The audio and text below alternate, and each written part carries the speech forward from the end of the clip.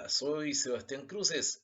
Bienvenido a nuestro estudio de Historia del Cristianismo. Hoy vamos a hablar de un tema importante, que es el primer quiebre que sufre el cristianismo en su historia. Si nosotros pensamos que el cristianismo siempre ha sido una religión unificada, estamos en un error. En la actualidad existen tres tradiciones cristianas, pero estas divisiones del cristianismo que surgían en distintas comunidades, no es algo nuevo.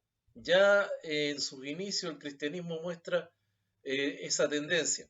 Y eso es lo que les voy a contar hoy en día. Así que prepárense para tomar apuntes los que les interese este curso.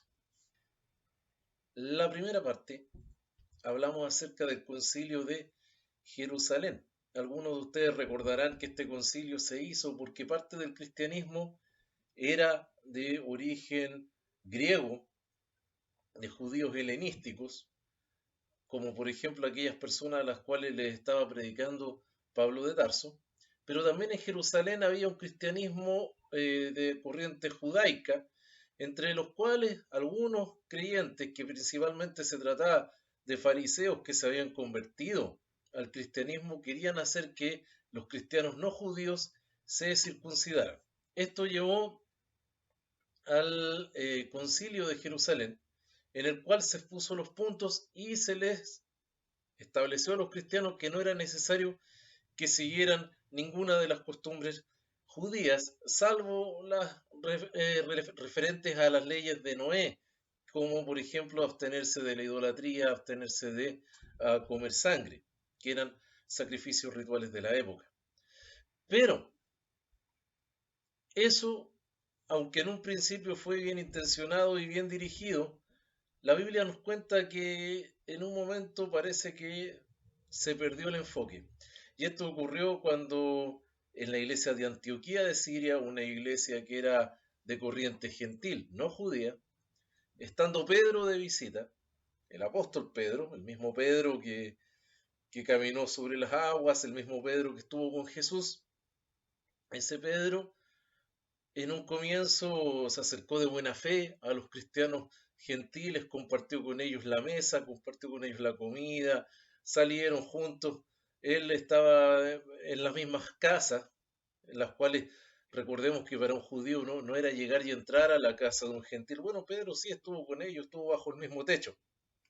Pero cuando se enteró Pedro que venía un grupo desde Jerusalén, dice en la epístola de Gálatas, nos relata el apóstol Pablo que Pedro se separaba un poco del grupo de los gentiles, se mantenía lejano, y que en ese juego también cayó el propio Bernabé. Bernabé era un hombre importante, era el que había tenido la iniciativa para empezar a predicar al mundo gentil. Las primeras misiones hacia el mundo gentil fueron lideradas por Bernabé. Bernabé llevaba como ayudante a Pablo. En la Biblia o en los estudios bíblicos a veces se suele hablar del primer viaje misionero de Pablo, pero recordemos que Pablo en ese primer viaje de misionero iba como acompañante de Bernabé. Pero Pablo, que estaba presente en Antioquía de Siria cuando aconteció esto que yo estoy relatando, se molestó tremendamente. Y la molestia de Pablo está grabada, ¿no es cierto?, está registrada en la epístola de Gálatas. Cuando el apóstol Pablo, que en ese momento era un apóstol del mundo gentil, pero era nadie en relación a Pedro, recordemos que Pedro era el discípulo, el apóstol que había estado con Jesús, del que Jesús había dicho que tenía las llaves del reino, aquel discípulo que dio el primer discurso en Jerusalén en que se convirtieron más de 3.000 personas, hombres solamente, sin contar mujeres y niños, al cristianismo. Ese Pedro que por donde pasaba dice que su sombra hacía que la gente se sanara. Fue interpelado por un desconocido hasta ese momento, Pablo. Y esa interpelación que hace Pablo a Pedro tenía mucho sentido. ¿Por qué razón? Porque estaba en juego quizás la supervivencia del cristianismo en este punto. Era el momento en que se tendría que definir si el cristianismo ¿Iba a ser una secta judía o iba a ser una nueva religión? A contar de este punto vamos a tener una división del cristianismo. Se genera un cristianismo gentil, o sea, de los no judíos, encabezado por la misión de Pablo. Ese cristianismo gentil va a tener principalmente su base de operación en Grecia, en Asia Menor, en Antioquía de Siria y posteriormente en Roma. Mientras que el cristianismo judaico, el judeo-cristianismo, esa tradición va a permanecer firme en Jerusalén. Ahora uno pudiera pensar que la misión de Pablo era algo exitoso. Pablo iba a la ciudad y la gente se convertía y se convertía y cada vez más cristianos, pero nada más lejos de la realidad que eso. La misión de Pablo se hizo bajo tremenda debilidad. La misión de Pablo muchas veces estuvo a punto de caerse. En la misión de Pablo muchas veces aparecieron elementos foráneos al cristianismo, elementos paganos, principalmente de lo que se llama protognosticismo, que querían meterse al cristianismo y introducían doctrinas ajenas al cristianismo. Se tienen que hacer una serie de advertencias contra falsos maestros. En el momento posiblemente en que Pablo es finalmente encarcelado para ser ejecutado, Pablo recibía malas noticias, que los hermanos, si algunos se estaban yendo, se estaban apartando de la fe, que algunas iglesias estaban cayendo en falsas doctrinas, que el movimiento no iba muy bien. Sin embargo, Pablo, si leemos segunda de Timoteo, nos deja una visión optimista. Él dice, he terminado la buena carrera. ¿Y por qué es esto? Esto tiene su razón de ser. Y es que la iglesia de Jerusalén, aunque era una iglesia poderosa en ese momento, empezó a entrar en crisis.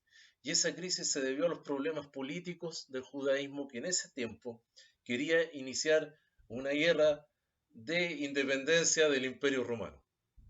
Y en esa guerra de independencia hacia el Imperio Romano, obviamente se ve arrastrado la postura de los cristianos. Pero el problema era que Jesús había advertido algo, les había dicho a los cristianos judíos que cuando vieran las águilas, recordemos que las águilas son los estandartes de los romanos, rodeando la ciudad santa, ¿qué hicieran? Que huyeran, se fueran lejos. El que estuviera, dice en el segundo, en la azotea de su casa, que no baje. Pobre de las mujeres que estén encintas, dijo Jesús. Cuando los cristianos empezaron a notar que la política judía iba directo a una guerra contra Roma, muchos empezaron a salir de Jerusalén. Finalmente se produce la primera guerra judía en la cual las legiones romanas, comandadas por el entonces general Tito, posteriormente emperador Tito, pero en ese momento general, hijo del emperador Trajano, rodearon la ciudad santa. Se comienza una de las guerras, una de las batallas más sangrientas que nos cuenta la historia. Inicialmente Jerusalén resistió y resistió porque Jerusalén tenía una característica especial. Podía ser abastecida de agua subterráneamente. Había un túnel que había construido el rey Ezequías, que todavía existe ese túnel, que abastecía desde los manantiales lejanos a Jerusalén de agua. Por lo tanto, Jerusalén podía estar sitiada por tiempo indefinido. Mientras tuvieran agua, tenían alimento. Y eso hacía que los romanos no pudieran vencer a la ciudad simplemente sitiándola. Entonces Tito hizo una estrategia, simuló una retirada. En esa simulación, los habitantes de Jerusalén pensaron que los romanos habían abandonado, que se habían rendido, y salieron a celebrar. Craso error. En ese momento las legiones romanas volvieron y literalmente masacraron a la población de Jerusalén. Y en esa masacre también atacan el templo. No era la intención de Tito que el templo fuera saqueado, porque él lo consideraba un lugar maravilloso. Pero había un problema y era que cada bloque de mármol que construía el templo de Jerusalén estaba trabado uno con otro, con unas trabas que se hacían de oro, porque según la ley el templo no podía ser armado con mortero de unión, por lo tanto se ocupaban unas trabas que eran de oro. Con el incendio, esas trabas se derritieron. Dice que un soldado romano tiró una antorcha encendida hacia adentro del templo. Eso incendió, porque ese fue el último lugar de resistencia a los judíos, era el propio templo. Este soldado tiró una antorcha encendida hacia adentro y comenzó un incendio.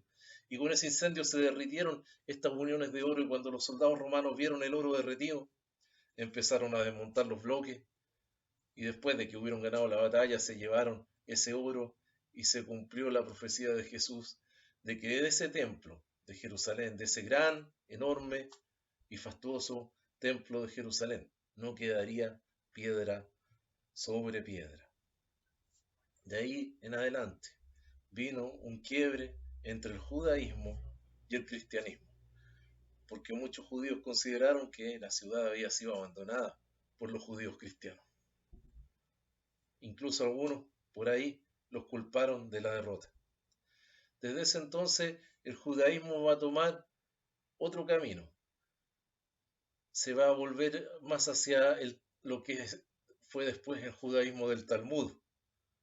Y el cristianismo judío, aunque era en ese entonces la vertiente más fuerte cristiana, tuvo que emigrar de Jerusalén. Algunos se fueron, gran parte de los judíos cristianos se fueron a Alejandría, donde formaron a la iglesia de Alejandría, pero eso va a ser tema para otro estudio.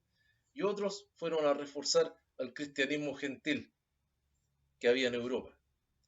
Desde ese momento, el cristianismo gentil se convierte en la línea principal del cristianismo y se acaba la división que hubo en el siglo I. La destrucción del templo fue el año 70 después de Cristo. De ahí en adelante se acaba la división y solamente sobrevive la línea no judía del cristianismo, y en la división, el distanciamiento entre judíos y cristianos se hace total desde aquel entonces.